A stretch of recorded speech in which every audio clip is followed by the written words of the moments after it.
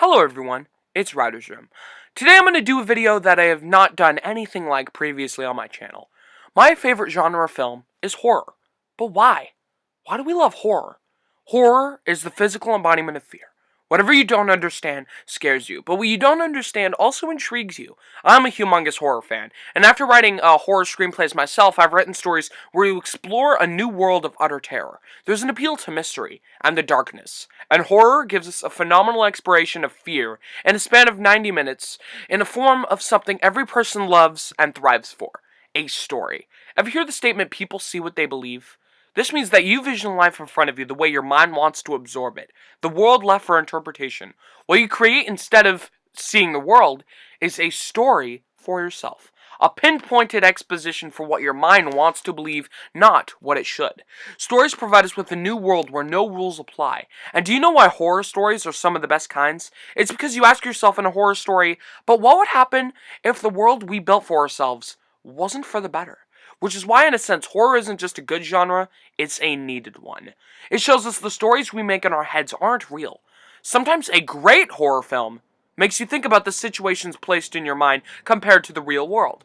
Some of these include Psycho, The Exorcist, Halloween, The Shining, A Clockwork Orange, and most recently, Get Out.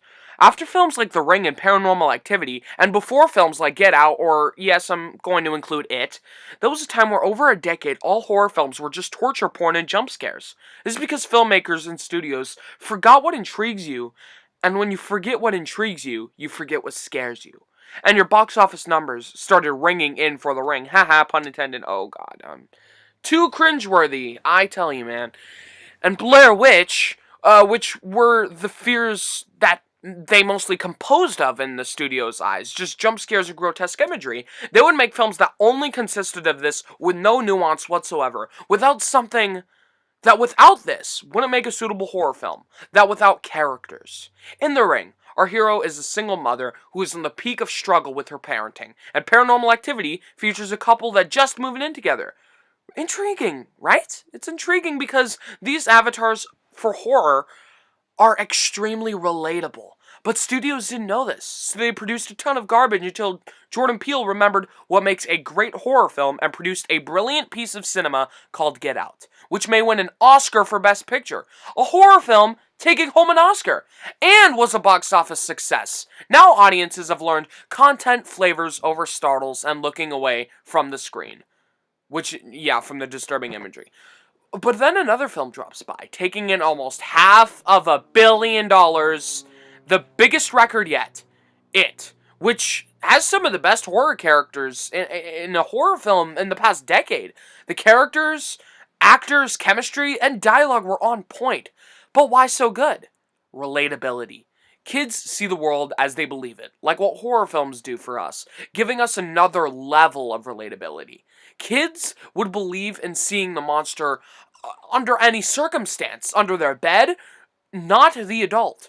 What's scarier, a guy in his 40s with no character build-up going missing, or a child that you know his parents are divorced and finally found happiness with his siblings being dragged to his doom under his own bed by the demons below? The child is the avatar that is most relatable and has helm for so much more than the adult because he has such a bright future ahead, giving you emotion for them. So, good characters. That's it. Really? There's only one more thing aside from a solid story: your direction.